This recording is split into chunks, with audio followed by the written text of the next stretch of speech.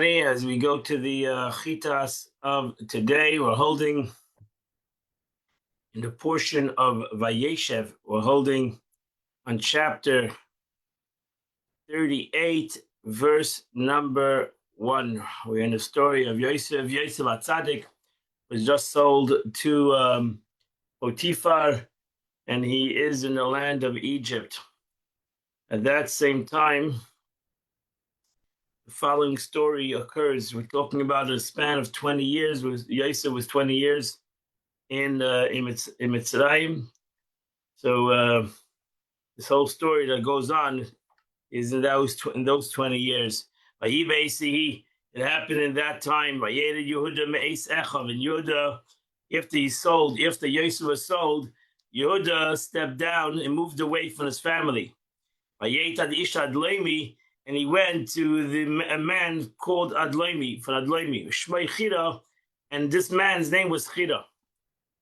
Ashi says, what's the section place? We talk about Yosef HaTzadik, and why do we throw in a story of Yehuda?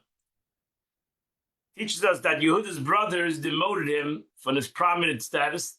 They blamed it on him. When they saw their father's grief, they said to him, you told us to sell Yosef. If you would have told us not to sell Yosef, we wouldn't have sold him. So they blamed it on him, the whole situation. And therefore, he stepped down.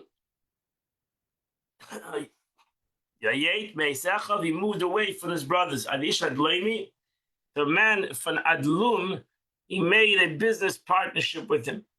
So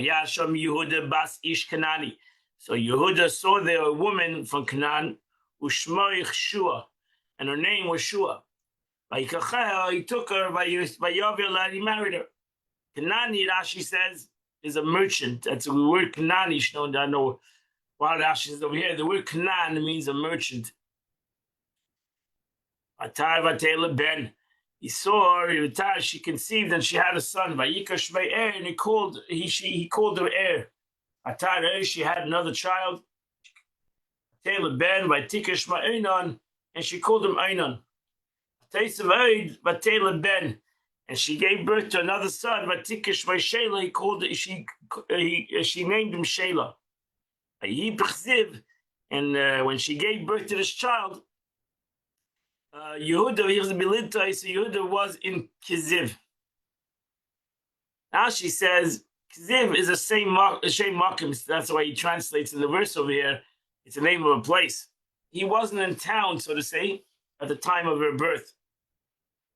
Very mani, I think the word Kiziv means to cease, to stop, because she ceased to give birth there. It's being of the same meaning. You are like me, like failing, achzav. You let me down, and whose water never ceases, vayachzevu. Or if not, what then is the verse coming to tell us? So therefore, Rashi says he doesn't translate it as to place, but that she stopped. She only had 3 children. In Bereshis Rabbah, I've seen the following. She called him Shelah because she stopped. Yikra Yehuda Isha. Later on, again, we're talking in a 20-year span over here. Yikra Yehuda Isha le'er b'chayre. And Yehuda took a wife for Er, his firstborn. Ushma Tamar. He had 3 sons. So imagine they got married in those days at 8 years old, 9 years old. That was when they got married then, 8, 9, 10. So he took a wife. Ushma Tamar, he took her for a wife, for his son. His name was Tamar. And Er, the son of Yehuda, the firstborn of Yehuda, was evil in the eyes of God. Hashem, and God put him to death. Now she says, with the same evil as Einon, he wasted his seed. Because we don't know what was his evil in the eyes of God. That's it. To go to the next verse, in essence. This we know, since it says about Einon, God made him also die. You see the next verse, that they both died in the same sin. Meaning Einon's death was the same as Er's death. And why did Er waste his seed? And so that Tamar would not become pregnant. He didn't want to impregnate her and lose her beauty. and therefore he wasted his seed, and God was unhappy. So Yehuda didn't know about this whole thing, didn't know the heir was a terrible person. So he told Oinon, the son, you should get married. This the Levirate mitzvah, the mitzvah of Yivum, later in the Torah, which we see that the Shvat and the tribes did. So he said you had to marry your brother's wife. But Yavin, I said, you should do the mitzvah of the Levirate mitzvah, which the mitzvah to establish to your brother a heritage. Now she says, "Ben Yikral Shem Bames." You'll have a son, Hashem, and you'll call your son by your wife's first husband's name, by your brother's name. But the Oina knew that his offspring would not consider his. He felt as a chutzpah that I call his child after his brother. So therefore, any time when he had a relationship with his wife, he would not against. He would waste his seed. He didn't want to give his brother any kind of a legacy. Now she says, "Dosh b'fnim," he threshed inside, and he left the seed outside. Again, God was unhappy with the way he was living. And he suddenly passed away. Verse 11. So Yehuda said to his daughter-in-law, go home, go to your parents' home. She was also a young girl. Go to your parents' home, go back home, and I'll wait. Because now really, according to Jewish law, the younger brother has to marry her. He has to do the mitzvah of Yibah, the Levirate mitzvah. So, but he didn't want to do that because he didn't want anybody to marry her. Kiyamar, he was blaming it on her. Kiyamar pen yamas gamu ke'echav. He said, the next one's going to die like her, like the rest of them. She's what they call in the world a black widow. She's killing her husbands. So Tam went home, and she went back to her father's home. Now she says, in other words, he was holding her off like straw excuses, but it was not his intention.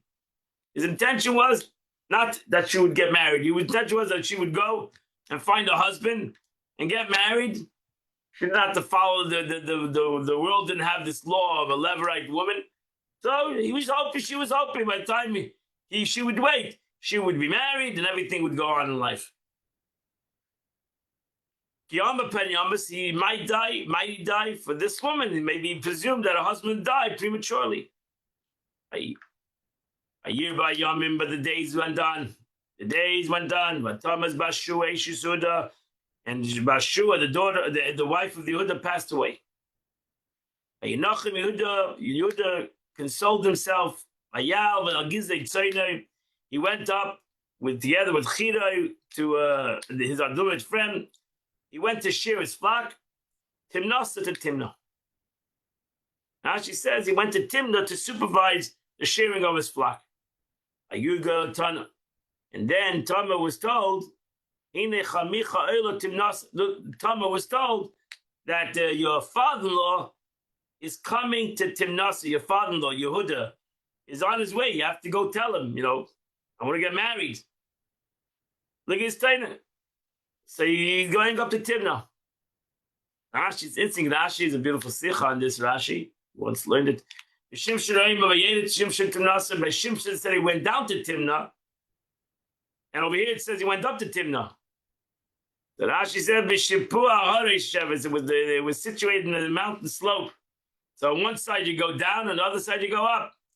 So Shimshon was coming down, and Yehuda was going up. And that's what Rashi says. And we have to know, what is Rashi telling us over here? Shimshon is going down, Yehuda is going up. What's the lesson? Verse 14, Vatisar Bigdam Nusa. So she took up her widow garb. The Kas Bitzov, she covered herself with a veil. Vatislav, Vatesha Pesach Menayim, she wrapped herself. around her face, and she would that he wouldn't recognize her. And she sat on the crossroads of the way to Timnah. Because she knew how old her brother-in-law is, and she knew that he can get married. We learned it to Elisha, but she didn't give it to her as a wife. Now she says she covered her face completely, so he wouldn't recognize her.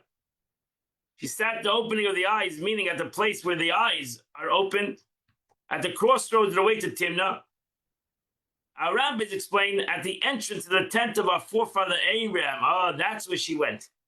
She knew that Yehuda would. The Medrash says she knew that Yehuda knew that on the journey there was a tent of Abraham, which was a place where a tourist attraction, and surely Yehuda would go to his grandfather Abraham's tent.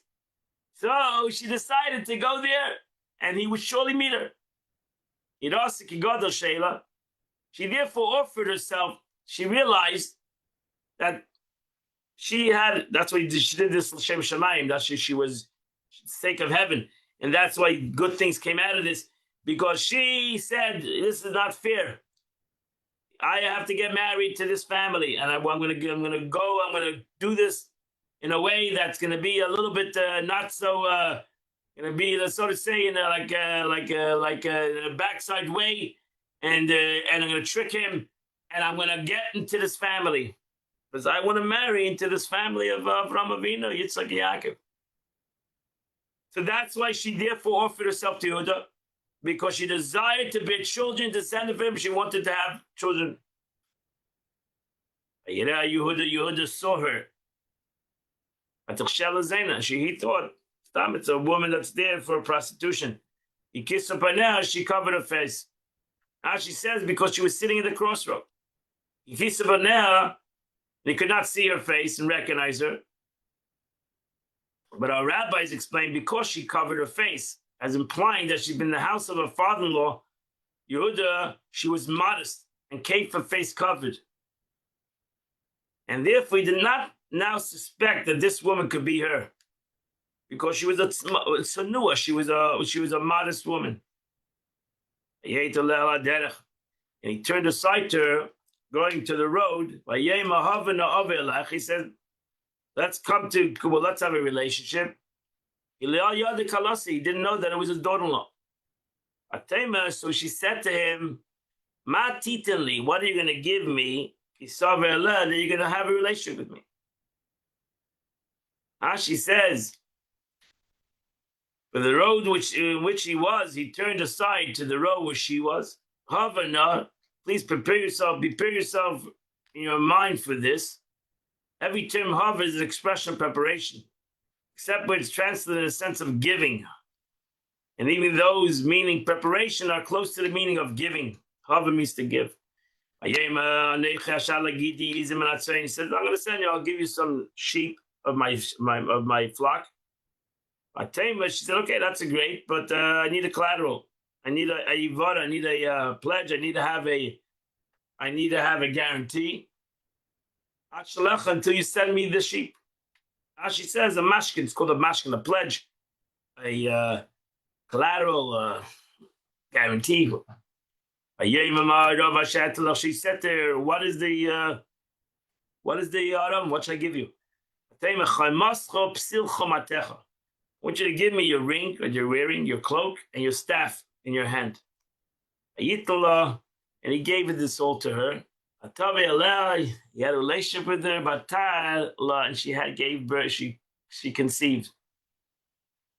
Now she says, Ukul is translating these kascha v'shufacha, your ring and your garment, meaning the ring that you use to seal your garment, seal, and the garment which you clothe yourself. It's interesting that she was pregnant to him. Who else was she pregnant to? She doesn't have atar. She got pregnant. Atar loy to him. Now she says signifies she conceived strong men like him. No, the Yehuda was a strong, very strong individual. Later, Rashi says that when he stood up to Yosef, Yehuda was a powerful person. Righteous men like him. So tzaddikim, giborim, strong people like him and righteous people like him. She rose and she left. She took her off her veil. She then went home. She then donned the garbs of a widow. Yehuda then sent two kid goats, whatever the goats that he made a promise with the friend of Adalaimi. He wanted to have his guarantee back. And nobody can find her. So he started asking. There was this woman hanging around over here. There was this prostitute hanging around over here. Does anybody know who she is? No, it's not such thing. There was never a person like that. Because there wasn't. She came there for that specific purpose. So he says we designated and prepared for no Kadesha is somebody later on, the Torah calls a prostitution, somebody who's in prostitution, whether it's a man or a woman, is called a Kaddish. He brought her back to Yehuda. And he said, nobody, I couldn't find this girl. And also the people were telling me, there was no such thing. You're looking for something that's not here, that was never here. So he said, let her keep it. Whatever I gave her, let her keep it. Let it because the object of public scorn of the Levuz. People are going to make a whole tumult about it. It's going to be embarrassing. I've done mine. I sent this goat. You couldn't find her. Now she says, let what her possession remain hers. Penalty is vuz. Lisa becomes the object of scorn. If you continue looking for her, the matter will become publicized. Of course, disgrace. What more can I do? Fulfill my word. In the Shalachta Gezi, Rashi says, this was you see how the Eibishter runs the world, how God runs the world. Because Yehuda had deceived his father by means of a kid goat, he dipped Yosef's coat in the blood. He dipped into the goat, the blood of a goat. He too was deceived by a kid goat. So here the Eibishter goes, karma, the Eibishter gives, cause and effect. Verse 24, 3 months later, when 3 months went by, Vayugad Yehuda, and Yehuda found out, it was told to him, Zonsa Tamar Kalasech, that your daughter-in-law, Tamar, got pregnant. She's supposed to be married to your son. And she got pregnant. She's not married. She never got married. She's supposed to be married to your son. And look at that, she's pregnant. She's a Zaina. So he just said, she should be burned. She went and had a child. In the Torah law, that's a problem because she's supposed to be Yoyov. You have to get a called in later on Chalitza. So in essence, in Torah law, she's still married. As she said, for most of the first month, most of the last month, and the complete third month. That's called a Mishudash Chadoshim. Mishudash Chadoshim is it's like a three month.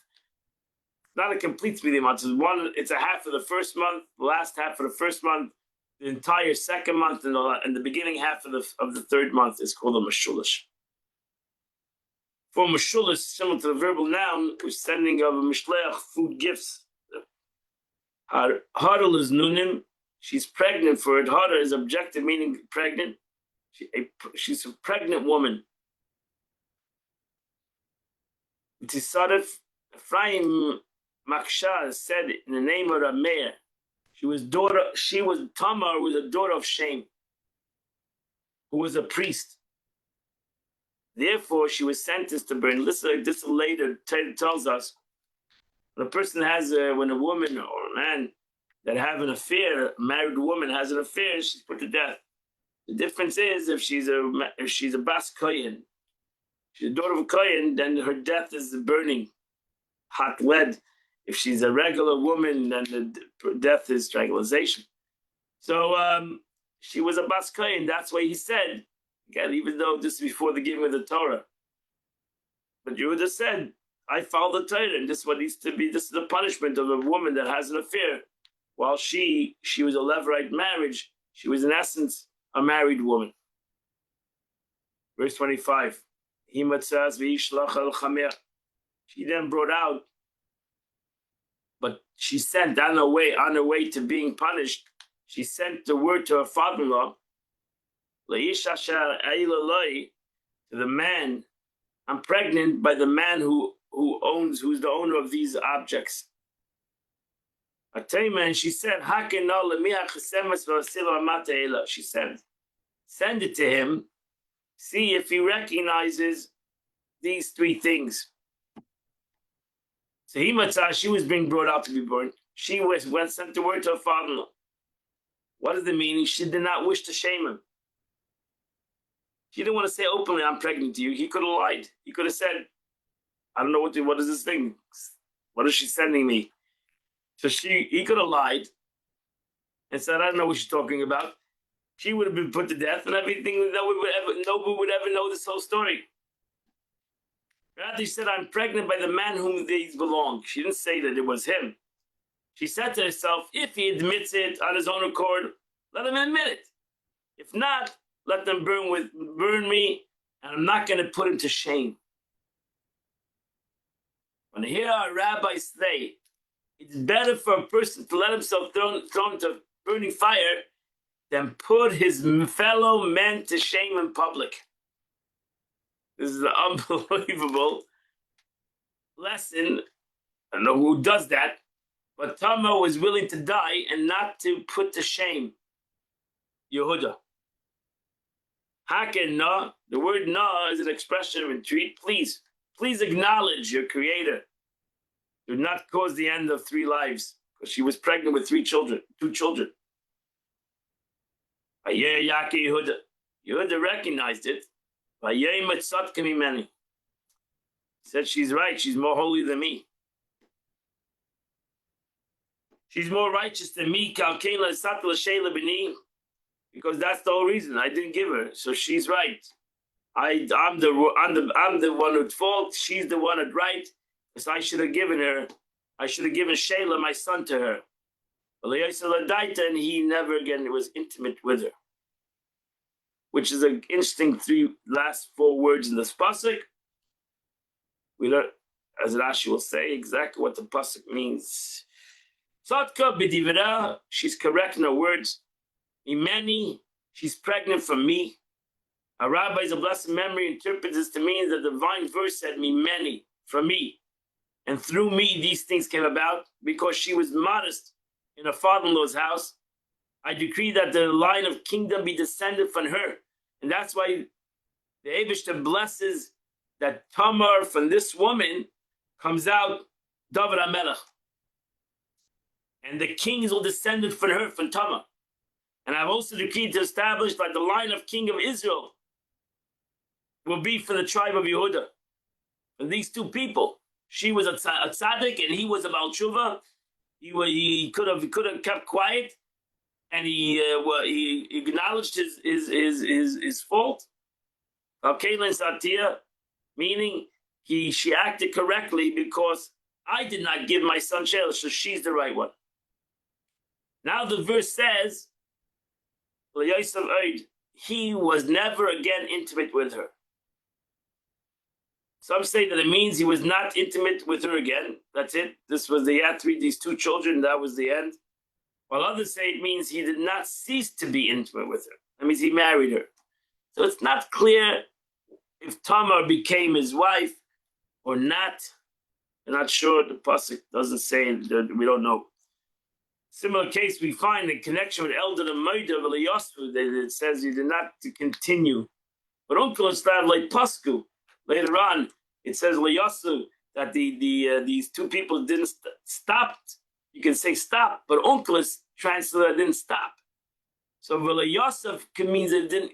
The word Eliyasav can mean he didn't have any or didn't stop. And Ashi, in essence, doesn't come to a conclusion. What is the meaning of this word? Eliyasav, does it mean that he didn't have any relation with her, or he didn't stop having me? He married her, and they live happily forever after. But when she had a child, she had twins in her womb. Rashi says, this we learned that Rashi before, but by Rivka, it says, Vayimlu Yomel Ladelis. That's in the full word.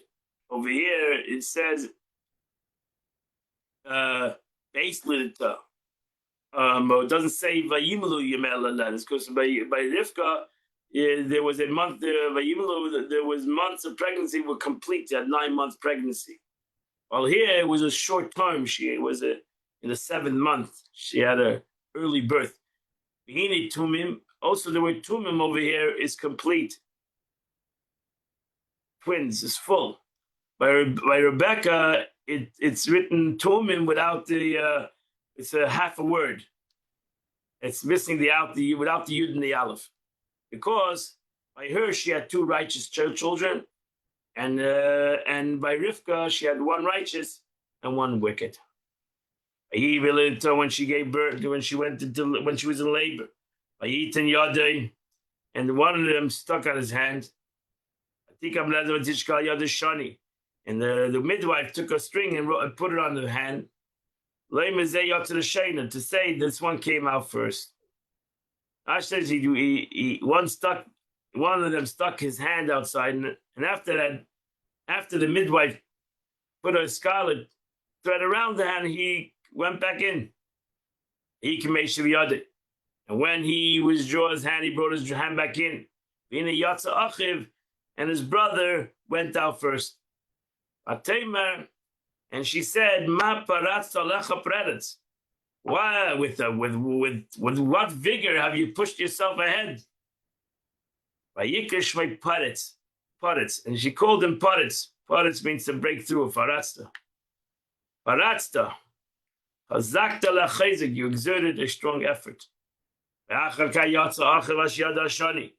And then the second one came out, the one that had the scarlet string. Vayikar Shmei Zerach, she called his name Zerach, shining. Now she says there are 4 instances of yad in this 2 psukim.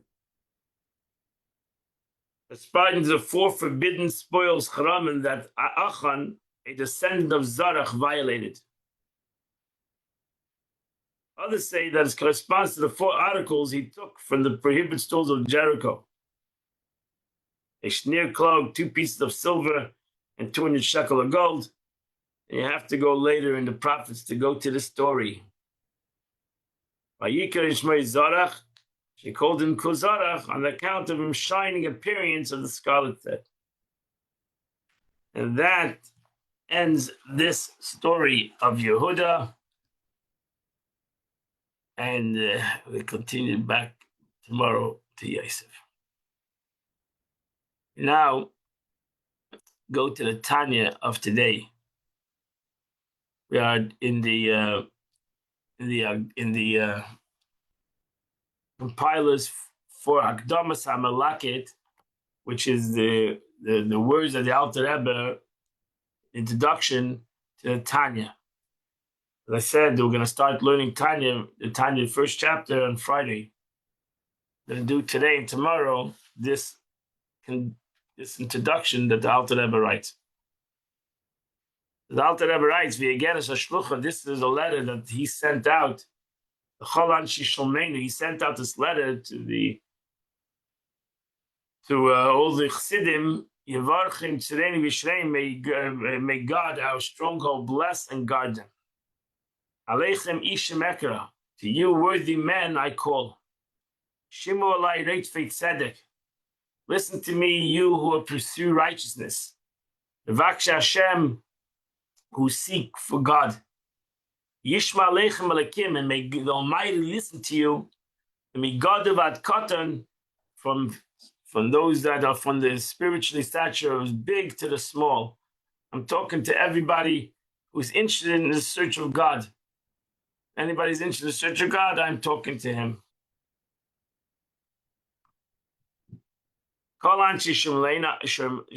I call Ansi Shleimenu.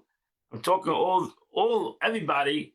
We do this. They mean the Seinu to those that live in the country or those that are near this country.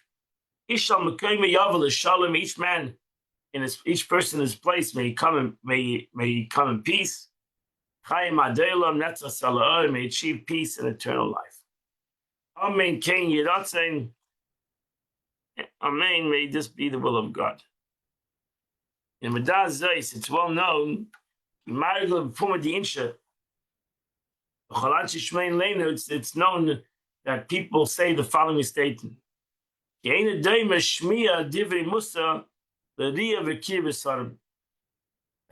words of moral guidance from a teacher addressing his students individually and directly is not the same as seeing or reading such guidance in books. It's much more powerful to come to a class and sit with a teacher or come to a private audience and sit with you than writing a book. Because it's impersonal. A book is impersonal, which is impersonal and addressed to reading audience at large. So it's talking to everybody. So people like to have personal face-to-face communication, especially private communication. You sit down with a person face-to-face. People have much more of a connection to that kind of situation. So the spoken word will be far greater affected than the written word for two reasons. First of all, the reader who gains such instruction in the books will read it after his own manner of mind. So when you read something in a book, you take it the way you want to take it. Because the one who wrote the book is not sitting in front of you. Well, if he's and it will absorb it according to what the written message, according to his mental grasp, which is taking it the way he wants to take it, and comprehension at that particular time, right? If you're sitting and drinking coffee, you're sitting and laying in bed and reading Tanya, it's self-understood. You're going to take it that way. Well, and it'll be absorbed the written message according to his mental grasp, the comprehension at that particular time. And if his intellect and mind are confused, and wander in darkness, in pertaining to the service of God, he's on his own. He's in the darkness. So a person that's on his own might have a book, but he's wandering in darkness. Because it's very difficult. Let us to see the light. Kitov, which is good, Hagonus, which is hidden in books. Even though this light that's in this book, in any Torah book, it's pleasant to the eyes and is healing to the soul. But it's hard to open a book and to learn a message. In the case of personal guidance, on the other hand, the mentor can ensure that his message is understood fully and correctly. Alter Rebbe now points out a second disadvantage of writing a book. But its very nature, its ability to inspire even an understanding reader, is restricted to a specific audience. A book does not allow for the subjective differences between one reader character and another. It will, of necessity, leave some of its readership untouched. That's why the Alter Rebbe, as he says later, doesn't want Tanya should be learned alone. He wants that people should learn Tanya in a group or with somebody. Because people can read Tanya or any kind of Kabbalistic, and it has no meaning to them. It goes totally above their heads. Alter Rebbe next distinguishes between two categories of inspirational books. And those books belong to the first category. This problem is more obvious and acute. And those in the second category are less so. First category embraces those books that argue for pious conduct on grounds of human intellect. This will surely not affect all readers equally. Owing to the diversity of mind and temperament amongst readers, what profoundly inspires one reader will leave another indifferent. That's why you give a person a book. Some people don't like reading in general. So the second category comprises those works founded in teachings of our sages. It would seem at first glance that such a book, the problem of subjective difference between readers, would be irrelevant. Since they are based on the Torah, so who cares if it's Torah? Torah is relevant to everybody, which is permanent to every Jew. It's permanent to every Jew without exception. Surely every Jew could be guided and inspired because you're learning Torah. Alter Rebbe points out, however, that not every Jew is privileged to find his place in Torah. Even in Torah, some people learn Torah; it talks to them. Some people can't find his space in this subject, and to derive instruction that are applicable to him as an individual. Thus, the problem still attains through a less degree is still a problem.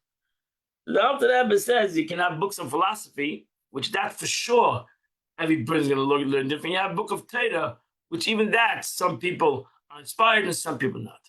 So therefore, writing a book, best thing would be if everybody would come and we learn with them personally. By mundane, aside from the above-mentioned possibility that the reader's intellect shortcut may prevent him from receiving the light concealed in the holy books, yet another difficulty. In the Sifrei Hayira Anushi, the books of piety but found on human intellect, philosophy, books based on philosophy, Kira, philosophy, Musar, these books based on philosophy is surely not for everybody. Because all intellect is not the same.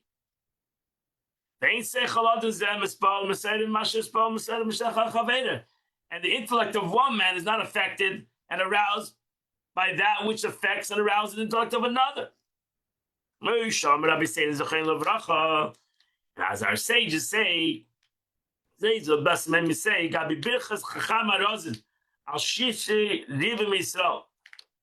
says when 600,000 Jews come together, I don't know when that happened since Mountain Torah, that 600,000 Jews came together at once. There's a special blessing, as I said, it's called Chacham HaRozin. He who is wise in secrets, Chacham HaRozin. So that was a bracha that the sages instituted to save 600,000 Jews, whereby we praise God. That God is knowing the secrets of them all. Like you have two Jews, you have two opinions. Imagine 600,000 Jews. 600,000 Jews in the Eibishter, that's the analogy. The giving the Torah was 600,000 Jews, only men itself, around Mount Sinai. And God gave them the Torah that everyone can know. That's Chacham HaRozin. That's the one who knows the secrets of everything. The Eibishter, God knows the secrets of every person. And he knows how to talk to every individual. That's the beauty of Torah. Everybody can open up a Chumash and everybody can learn from the Chumash, from the Bible. Why? Because it's Chacham HaRozin. It's the Chachma of the Eibishter, the wisdom of God that can talk to everybody. Man, woman, child, it can talk to everybody. She'ain they say, that's unbelievable. Because ain't they say Shabbos, their minds, thoughts, opinions are not the same. So you can't bring together first grade, second grade, third grade, 5th, 6th grade, all the grades together and talk to them, and each one would talk to them, each one individually. How do you do that? That's impossible. Only God can do that. As the Nachmanides, Ramban, a blessed memory, explains from the Chamashah in his teachings, the Perish Sifri, elaborating on the comment of the Sifri, the Gabi Yeshua, where it says by Yeshua, Ish Asher Ruach Boy, that he had a spirit of everybody. he'd be able to meet the spirit of every person. It's unbelievable. Even Moshe Rabbeinu had people that dissented, didn't agree with him. How do you have somebody that everybody can agree with? That he has the capability of reaching out to every person. So it says by Yeshua he had that capability. So when you're talking philosophy, books of philosophy, even based on Torah, how is it possible that a human mind should be able to talk to everybody, especially write to everybody? I feel a bit safe, but even if he talks in books that are based on Torah, not just the philosophy of Torah, but the Torah itself. Actually, say this by the Kodesh, holy books that are foundation of peaks of holiness, written by the sages of the Gemara, sages of the past. Midrashi Chachamenu Zechel Bracha, like the Medrash, the teachings of the sages. Asher Ruach Hashem, which over there, the Spirit of God, they were written Ruach HaKodesh. They're written with the Spirit of God. Diber Bam spoke to them. And his words, God's words, were on their tongue. So we're not talking about a human with a philosophy. We're talking about God's philosophy that was brought about through human.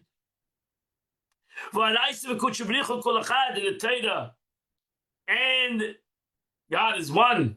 So all the teachings of the Gemara and the Talmud, Mishnah, the sages, all said in Ruach HaKodesh. Alter Rebbe said all the sages till the Rishonim were all written in the Spirit of God.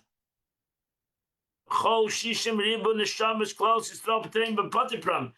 600,000 general souls that were on Mount Sinai, and the individual souls that are the offshoots, ad nitzis kalsha bekalim, and even to the spark of those that are less worthy, the most, if you want to consider yourself the most unworthy Jew in the world, till the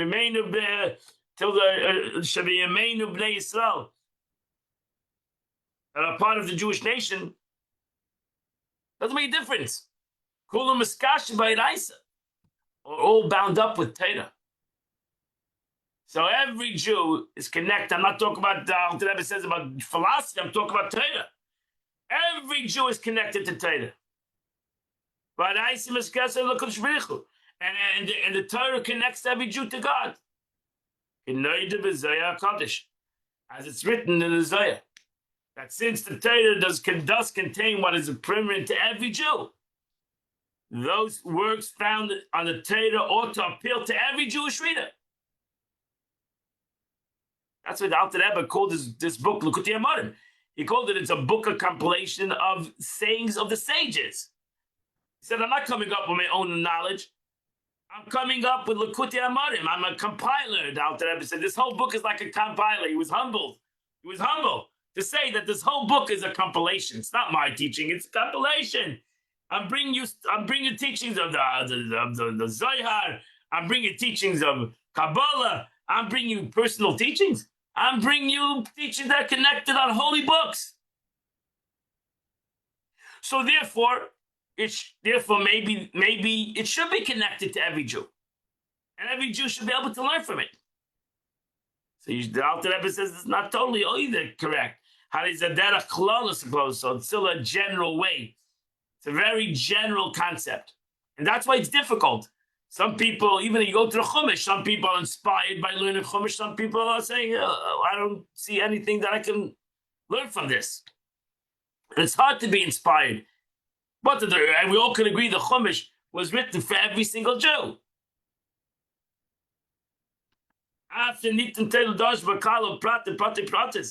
It is true that Torah itself lends itself to interpretation. And the Torah wants you to interpret it. So the Torah wants you to open up a Chumash and not only accept Rashi's interpretation. What's your interpretation? Kolma, the Gemara says, Ev Kolma, anything that someone will interpret was already given at Mount Sinai. Because it was given generally. Moshe Rabbeinu gave the general concept, and now it's open, he left it open-ended. And he wants to leave it open-ended. Why? Because he wants every Jew, man, woman, and child, to come and take the pasuk and give your interpretation. Maybe one day you'll write a book with your wonderful interpretations of the pasuk. You'll inspire other people with your own interpretations. The whole nefesh brought to be so to apply that individual soul of Israel is rooted in the Torah. So the Torah is waiting for your interpretation. The Torah is waiting for my interpretation. Because it's there for my interpretation, even though the general interpretation was given already. Thus, the Torah contains not only the general instruction for the nation as a whole, but also specific instructions for each individual. The Alter Rebbe said you got to learn from the chitas of the day. And the Alter Rebbe said the way how should be your day is what you learn today from the Chumash. So the Alter Rebbe wanted you to learn Chumash today, and you should learn something from it. The way that you're going to do, live with the portion of the week. He wanted every Jew should open the Chumash, learn today. Today's Wednesday from the fourth reading, and not just to read it, that you can prove you can read. Not just to understand it only, but to learn something from it, to expound it. Say, oh, now this I've learned something from it. I've interpreted it. That's the meaning of interpretation. Interpretation means when I take something and I put a slang to my own slang to it. I put my own understanding to it. I put my own. That's the way what I'm going to do today is because I've learned this Chumash. I've learned this pasuk. It has inspired me. Maybe it will inspire others. Not only you, inspire others. And that's the beauty, because ain't they same Shabbos? The truth is, we can all open up the Chumash today, and we all could have learned something from it, and we all can do something different, because we learn Torah differently in our minds. So it's prate. That's why the Gemara says there's 600,000 interpretations in every verse. Every verse can be interpreted thousands and thousands of different ways, right? Because every verse, every neshama is supposed to interpret every verse.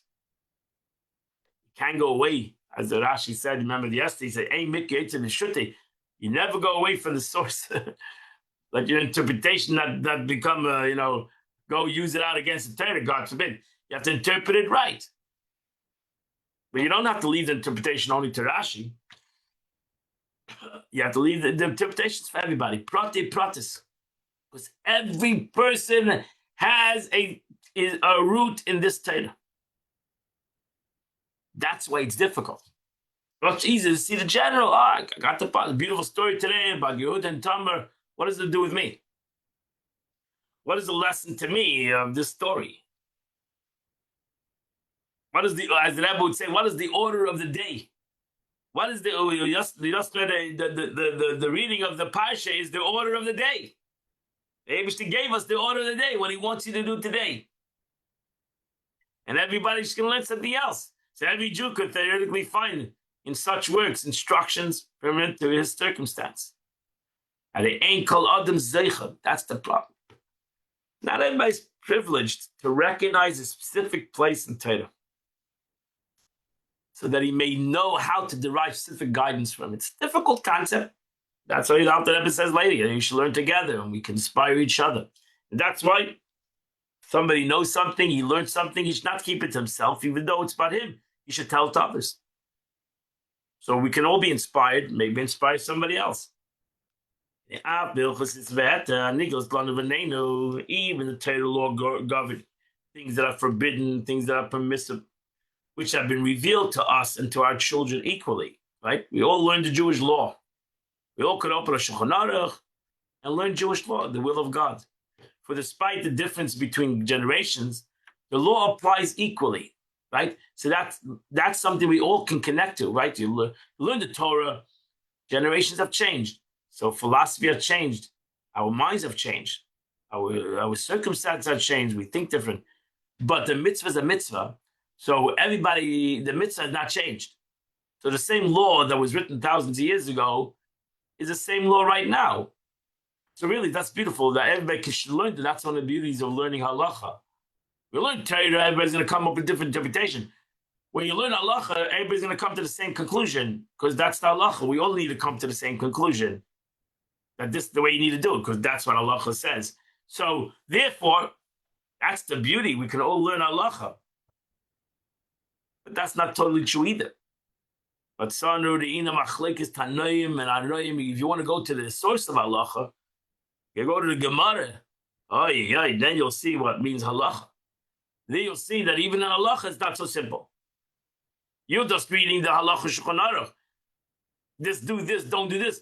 How do they get to do this and don't do that? You go to the Gemara, you can learn 10 pages of arguments on this halacha. Min hakotza lakotza mamish. The arguments are from one side to the other. Ultimately, they're both saying the truth. Even though they're total opposites, they're both saying the truth. Lashon Rabin, the phrase living God, Elikim Chayim, is living God appears plural. Why? Because even halacha, if you really want to comprehend halacha, you got to go to the Gemara and you got to go and learn the conflicts in halacha.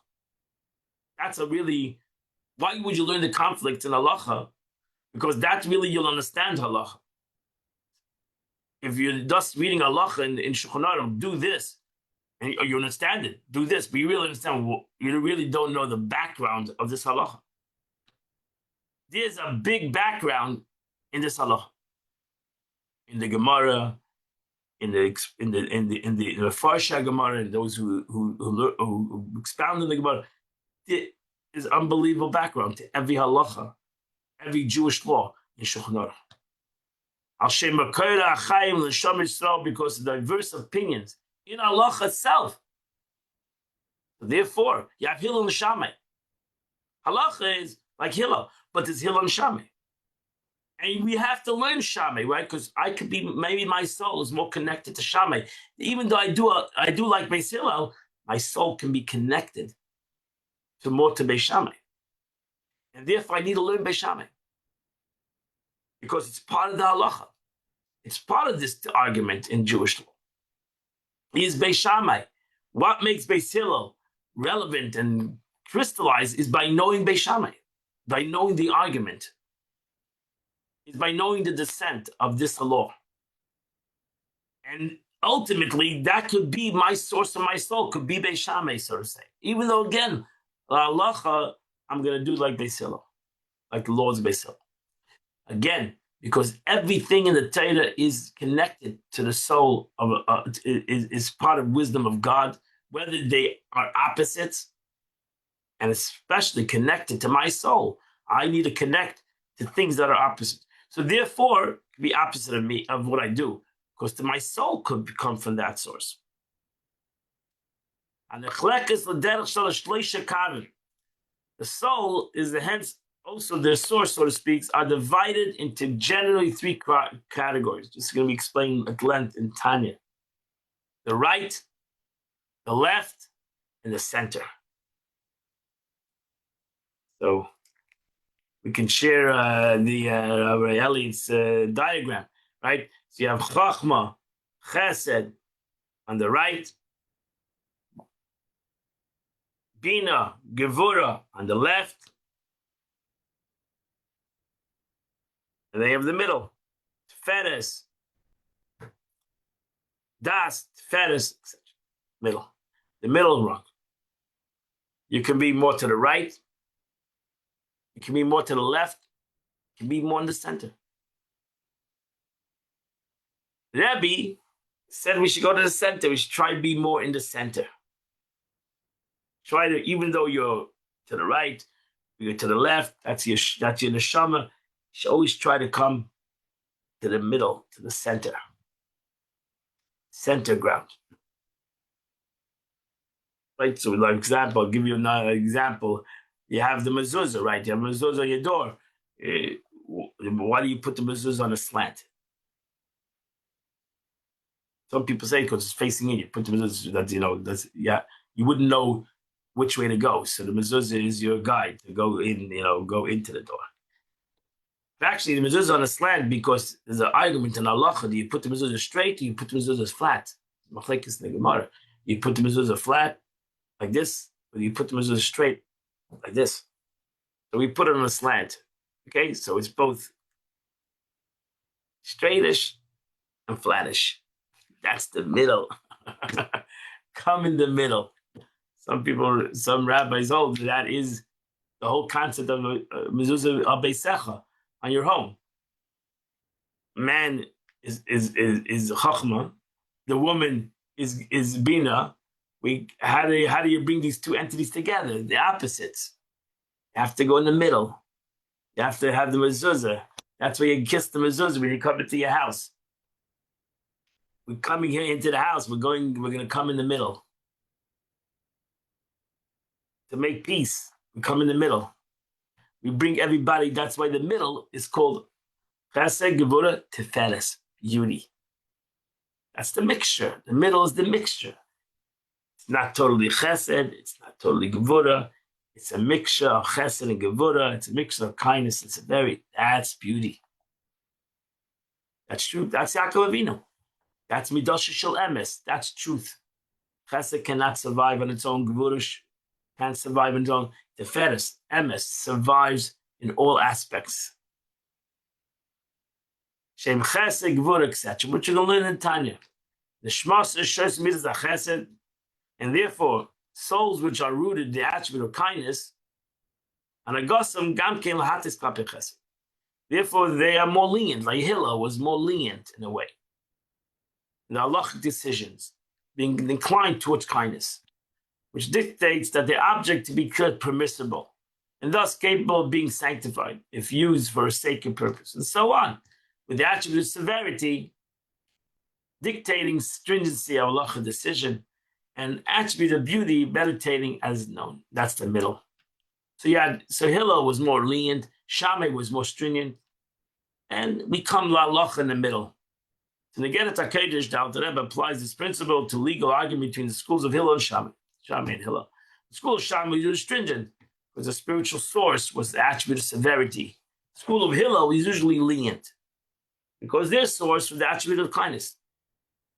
Certain decision, however, the position was reversed. That's why to prove it, that it was not that there was Hillel, everything was lenient. No. Hillel was sometimes more stringent than the Shammai. And Shammai was more stringent, more in certain things. He was lenient than Hillel. But the realm of holiness is governed by the principle of mutual incorporation, bringing everything together. With kindness contained elements of severity and vice versa. Now, if one individual's spiritual tendency affects the way he views a Torah, even the area of halacha, which is extremely objective. Nevertheless, if you come from the soul of chesed, you're going to look at halacha in a more chesedic way. If your soul comes from the source of gevurah, you're going to be more stringent. You're going to like the stringency of the Torah. So sure, so if it goes that way, even in halacha. And the matters that are hidden to God, not talking about halacha, talking about the shama, about souls, talking about Seidat Torah, talking about the hidden concept of the Torah, which is fear and love of God. So when we talk about love of God and fear of God, every person, some people have the concept of love more, some people hang on the concept of fear more. And everybody's different. Believe it. According to what his heart's estimation, Ashara, and according to the gates in which it makes his heart to permit his intellect to understand, to pervade his heart, and generate within him a love and awe of God. As it's written down, it's written in the Zohar, HaKadosh, on the pasuk, on the verse, her husband is known at the gates. We say that in the Eishes Chayil on Friday night. Her husband is known at the gates. So the Zohar interprets that her husband in this verse with reference to God, who is the husband of the community of Israel. We know that we know and attach ourselves to him by shi'arim, which the Zohar interprets the sense of shar, gate, or sheer, measure, or hashar, estimation, as explained above. At any rate, so noida bashar and baila, that the husband, the Eibishter, So to say, the husband goes according to the interpretation of the Shah. Okay, the Jew interprets, so to say. So a husband, so to say, God is known at the gates of a human being, at one's personal gates. So ultimately, everybody takes the knowledge of God and he takes what he loves or what he's inspired by. So even we take the Torah that way. That's what the Alter Rebbe is saying. So even though we're talking about the Torah, the wisdom of God that everybody connects to, ultimately, everybody has certain different emotions. Some people are more connected to Ava, some people are more connected to Yira, some people are more connected on more in the middle rung. Yeah, everybody's different. And even if you have a scholars, even you have the unity of those of these two things of Chesed and Gevurah, still people are different. So therefore, even the learning of Torah, everybody is going to take it different. And therefore, again, Alter Rebbe is still by the question. We're going to stop over here. Alter Rebbe is still by the question: wouldn't it make more sense to come and have a personal conversation face to face than to read it in a book?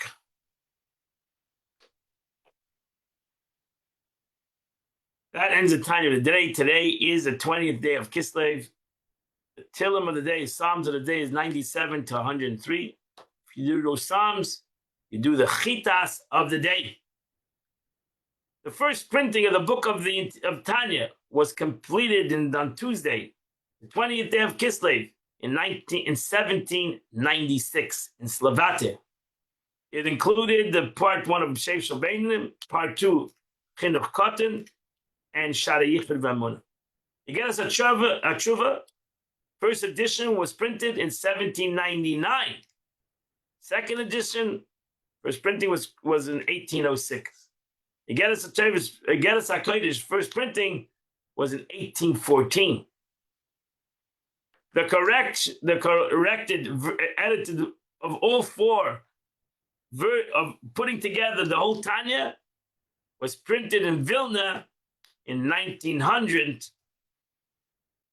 and since then it's been reprinted many, many times. But the Tanya put together in one book, all the four different parts of the Tanya put together in one book, was done in 1900. I wish you all a wonderful and beautiful and happy and healthy day. And in Meitz Hashem, I'll see you all tomorrow, 8 a.m. Continue to learn Chitas together. Have a wonderful day.